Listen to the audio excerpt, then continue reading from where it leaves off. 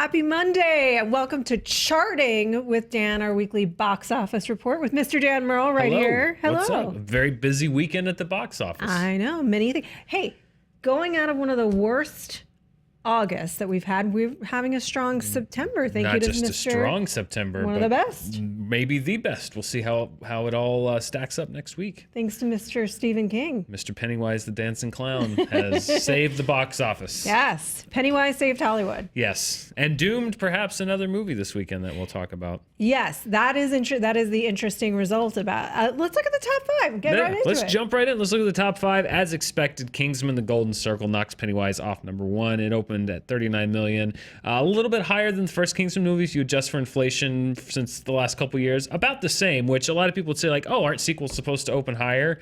Sometimes, but in today's climate, I think they'll take an opening that's about the same as the first movie. Yeah.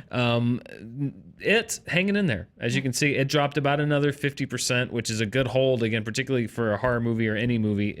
Almost $30 million. Another one, we'll see where it ranks on the top five of the year so far.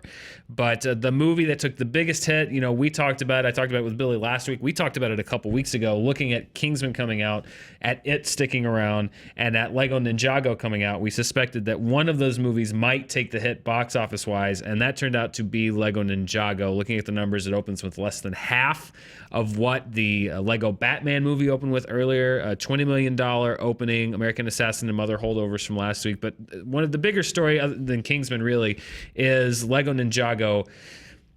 The estimates for this movie, some were saying $35 million opening. It was supposed to compete with Kingsman for the top box office spot this weekend. So for it to open at 20, and we'll look at how other animated movies have done this year, that's a pretty big hit, particularly with the Lego brand, which has been 2 for 2. This was a critical misfire. Critics were not kind to this movie, and audiences did not show up to see it. Yeah, it's really interesting because it's like audiences wanted to continue to see children be murdered and not have children have a whimsical movie for kids. But I think what's interesting to me about both of these films is one, that Warner Brothers was betting on the Lego franchise. So that first movie was the Lego name. Like the first movie was such a surprise. Then you got Batman, who was the breakout from the first movie, and it's also Batman, which is always a winner pretty much. And then they chose this little known obscure franchise and banked on the affection that we have for the Lego movies. And I feel like it was a total miss for critics and for audiences. Kingsman, opposite, they're hoping that people are going to have attached to, well, not opposite, this similarly attached to the first film, but critics did not love this movie, I think unfairly. Yeah, we were talking about this before we started.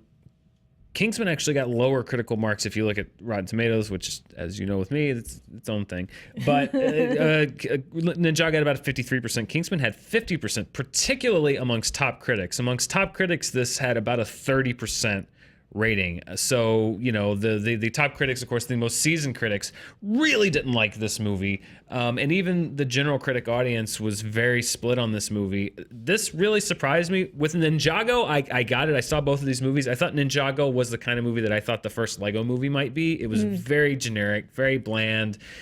It didn't have that same inspiration. It seemed very cookie cutter. It was exactly what the Lego movie and Lego Batman movie weren't, which is just bland, just very blah. It seemed like they were exploiting this franchise to sell Lego Ninjago toys, and it just didn't seem to have much inspiration behind it. So I see where critics were going with the Ninjago movie.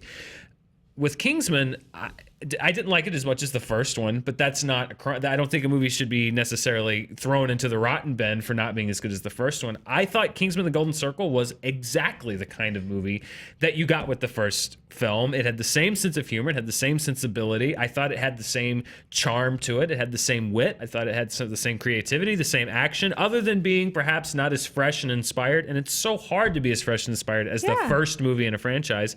I thought it was more of what you got with the first one. So I was really surprised when I actually saw the movie to see how far critically it dropped, because I don't see what this movie had or didn't have that the first one necessarily had or didn't have. You were out of town, so Joe and I did the review for that. And I think that it's certainly a bit more generic in terms of the beats that Sure. it hits and in terms of the plot points. It cleverly plays with those tropes in a couple of ways. We talked about that in terms of Eggsy being a guy in a relationship versus just like the Bond going from girl to girl to girl. Yeah. And then kind of like even just the casting of Halle Berry, a Bond girl is now Q, things like that. It has fun with the genre. I think it's clever in that way. But there's some things that are generic other than, and it's a little long. Yeah. Long. But Other I didn't than feel that length watching it. Yeah, it's the same fun action sequences, the same sort of campy, larger than life villain And characters. so over the top for good and bad. Good and bad. So I don't know what people were expecting, but it's interesting to me. Certain films critics just get the knives out for. Yeah. And then other ones just seem to get a pass. And it's not the case, I don't think, too, of where it's a mediocre film that looks poor on the reviews because, they had to go one way or the other Yeah. and they went that way. But if you read some of the reviews, again, particularly They are from the top scathing. critics, they're scathing reviews. Just like, oh my God, this was an assault on my senses. This was torture. This was a torturous 2.5 hours of my life. How could I be subjected to this? And it's just like, what movie are what you movie watching? did you watch? Or why did you like the first one? Or did you like the first Or did you one? like the first one? I don't know. It just seemed like a very big backlash from critics onto what I saw as, maybe slightly a retread of the first movie, but I didn't not enjoy it. I liked it. I really liked the first one. I liked this movie. The first one was an A-. This was a B+. Exactly. It was a good so- time. It was entertaining. But again, audiences, it's kind of showing, where studios say that, like, well, audiences are acting solely on Rotten Tomatoes, and if critics say the movie's bad, then they won't go see it. Kingsman kind of bucking that trend where critics are very down on this movie, but audiences said, no, this is a movie I want to see, and the movie opened about where it was expected to. Yeah, and a couple other movies that we've seen like that this year too. It's an interesting back, and we'll talk about that at a whole other time. One Top movie, by per the way. screen- One movie, by the way, not in the top 10. Friend Request, another horror movie, low budget horror movie from my favorite named distributor in Hollywood, Entertainment Studios, which still sounds like a mafia front. They distributed 47 Meters Down. They put out Friend Request. Open to about $2 million outside of the top 10. Not a good time to try to put out a horror movie right now in the wake of it. It's really tough. 47 Meters Down was another one that sat on the shelf for a really long time. Yeah. They brought it back around after the success of Mandy Moore and This Is Us. Yeah.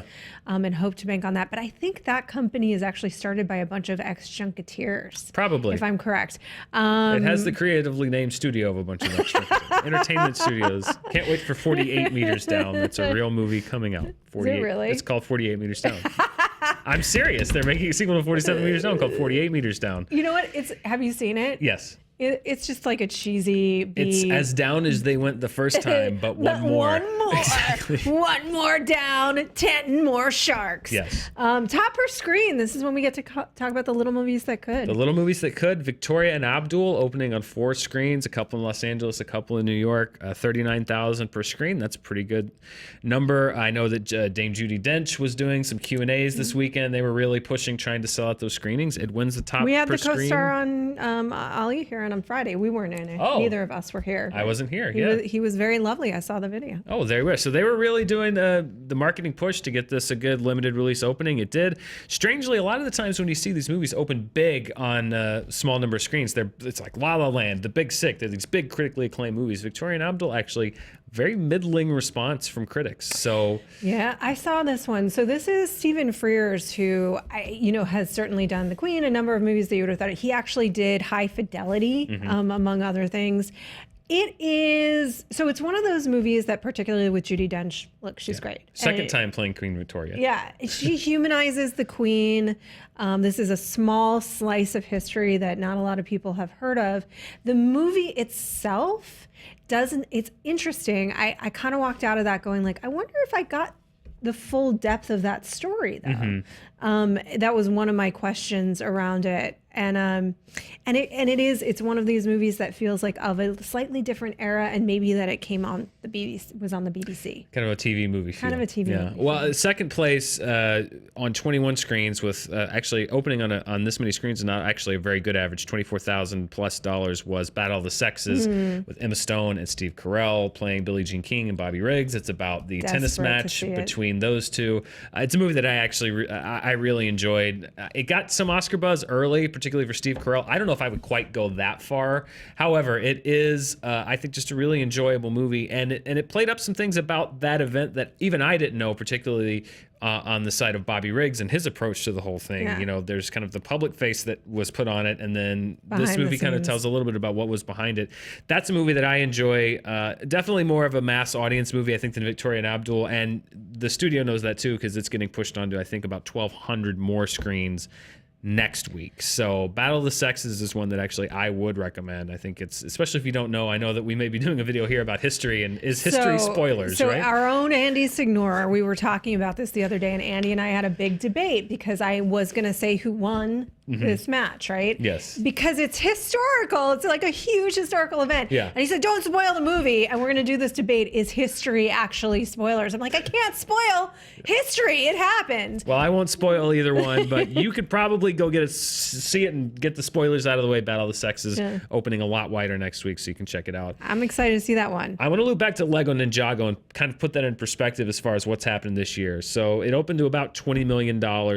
Let's look at the animated movie openings for 2017 so far. It's already been kind of a weird year for animation. Despicable Me 3, number 1, then Cars 3, Lego Batman at number 3, Boss Baby, and Emoji Movie. Lego Ninjago would actually be 7th on this list. It would be below Captain Underpants, the first epic movie, which also opened this summer. But even when you look at these, I mean, these are great, particularly Despicable Me 3. However, Despicable Me 3 opened below expectation. Cars 3 opened below expectations, particularly for a Pixar movie. And I was looking at last year. Last year, 2 animated films had $100 million plus openings. Finding Dory, the biggest animated opening of all time, Secret Life of Pets, both during the summer. This year, we've yet to have an animated film open that big. So there's been some talk of, is there an animated film bubble? For a long time, it seemed like if you put out an animated film, you would open big, and now we might have a little bit of market saturation going on. A lot of people also said that Ninjago might have taken a hit because there is an animated series currently on TV, or you can see it on Netflix. On Netflix, that this movie did not tie into. So there was some talk of like, was there some market confusion of like, well, wait, I want to go see the movie of the show that I'm already watching. Right. So if there's Ninjago here, then why would I go see this in Ninjago? And it was a very weird, and plus having already put Batman out this year, 2 Lego movies in 1 year, there were a lot of things you can second guess. I think too, it's like we were saying, for Ninjago fans, they wanted more of what they love, which they're not getting, and then Lego movie fans wanted more of what they love, which they're not getting. It didn't have that same kind of inside joke spark. I think a lot of Lego movie fans, like, this was the first one that seemed like it was for kids. Not that there's anything wrong with that. However, the Lego brand, or at least the movie brand, kind of has that reputation of casting a wider net. Yeah. So we actually had a child. We had a Epic Voice guy's son review it with Spencer. Did he like it? He did like it. Oh, there you go. See, I think kids will like it. It just didn't have that wider net that a lot of other movies didn't.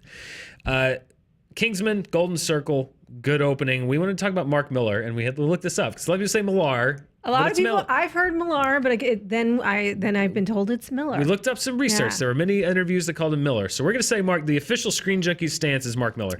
Mark Miller, right here on Screen Junkies News. We looked up openings for Mark Miller. Now, this does not include, he's done work on comics like Civil War and Old Man Logan and Ultimate Fantastic Four that were kind of the basis of adaptations, not direct adaptations. We did not include that. These are the movies based on his works on the comics that he helped create directly, original franchises.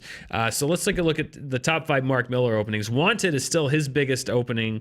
Angelina Jolie, as Hal Rudnick would say, at the height of her powers, really pushed that. It had a really inventive style, particularly for that time for a movie. So Wanted is still the Mark Miller gold standard, but Kingsman Golden Circle second, right up there with the first Kingsman movie and then the 2 Kick-Ass movies.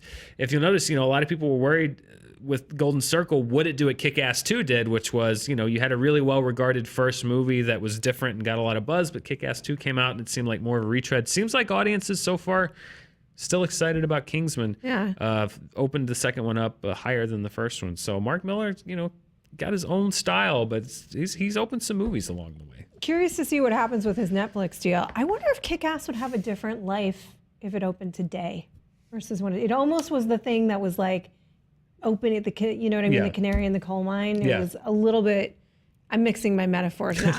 It was opening the door for what came afterwards. Well, I could see Kick-Ass going either way. I mean, I honestly think the reason that Kick-Ass 2 didn't do as well was because we good. had seen, you know, you had Kick-Ass and Super Yeah. and all these kind of graphic comic book movies opening around the same time. And I think Kick-Ass 2, by the time it came out, seemed a little Yeah. rote. Like we've been And there, we've done that. We don't need to see more of this. I think Kingsman keeps it original in a weird way. Even though it's very similar to the first movie, it still seems fresh and energetic and vibrant. And you know, again, I don't This know. time with lassos. Richard Roper was not pleased, but I don't know.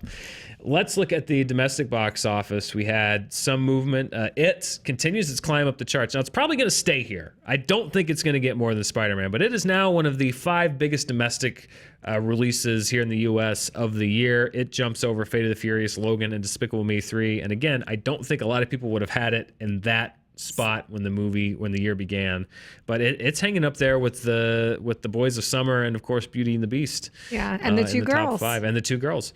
Roth, you weren't here last week. We said goodbye to Get Out.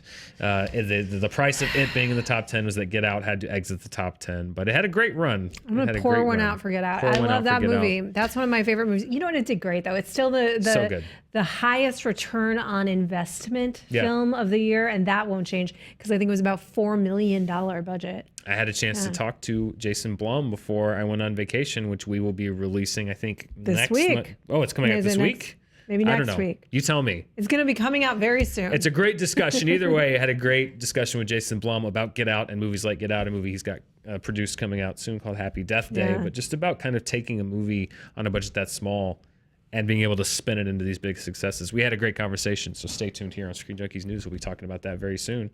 Ross, before Let's we look at the go, let's look at world. the world. The world is not enough. The world is not enough for Spider-Man. Look at this. The Chinese numbers boost Spider-Man into the top 5, the number 4 spot. It outgrossed Guardians of the Galaxy globally. I think a lot of people kind of slept on the fact that it hadn't come out in China yet. I know I certainly did. You know, China, the movie right below it cleared the theaters for Wolf Warrior 2, which delayed Spider-Man Homecoming's release, but it has done really well in China. It has now jumped Wolf Warrior and Guardians 2 as the 4th highest grossing movie globally of the year. It could crack $900 million. We'll see how it plays out, but Spider-Man Homecoming, I don't know if I would have guessed that it would have outgrossed Guardians 2 worldwide, but it certainly has. Because that was actually, it certainly was a large success, but it wasn't immediate. You know, it kind was a slow burn. It grew over time, which is interesting for a movie like that. Well, even if you look at what it did here in the U.S., I mean, that movie has hung around in the top 10 for a very long time, particularly for a summer movie. I think it might have actually benefited from the slow August. Some people were just going back to it just because there wasn't a whole lot out. There weren't a whole lot of options. So Spider-Man Homecoming kind of crawling along, doing a pretty good web crawling along. Web crawling along. I like that we ended on a pun today. Ended on a pun. So, Roth, next week we have Kingsman coming back for week 2. I don't know how Ninjago is really going to hold up. I doubt it's going to hold up that well. We have It still chugging along, and then we have the 2 big blockbuster movies coming out, or at least the main releases. Tom Cruise coming back to theaters with American Made, another American blank movie. Just 2 weeks after American Assassin. And this is the time on Sprockets where I pitch my Tom Cruise interview. There you go. Yeah, check out Ross. And talk to him. You got to talk to him. Yes, the him of him. I tell you, it really is like I gotta say, like, you know, even if you've done this a while, those types of things really are like out of body experiences. Speaking of out of body experiences, Flatliners is also there. We go. You deserve a segue. Thank you. That. Flatliners is also opening up. Will the remake of the cult classic '90s Kevin Bacon horror movie make any money? No, it won't. What a weird thing to choose. They're not showing it to critics. They're not? No, Oh, that's bad. that's one thing. 2, we sent Mr. Hal Rudnick to talk to the cast, to Ellen Page and the cast of this. We'll have that up this week. Ooh. But I don't got high hopes for Flatliners. I do not have high hopes. It's just such a weird movie to remake. And then I think that when they saw it, they went, uh-oh, Yeah. I'm just gonna kind of like let this one go. Well, I guess if you want to see a review here on Screen Junkies News, we'll just have to go see it. Go shell out our dollars on Thursday night when it opens, and maybe we'll review it here on the show. Yeah, I don't know. right. We'll see. Anyway, will Tom Cruise rule the box office? It's a drug drama. Who knows? Might open number one. We'll see right here next week, and we'll see how all these other movies do. We went from nothing in the marketplace to we are now completely saturated with movies. So we'll see how it all shakes out right here next week. Till then, bye.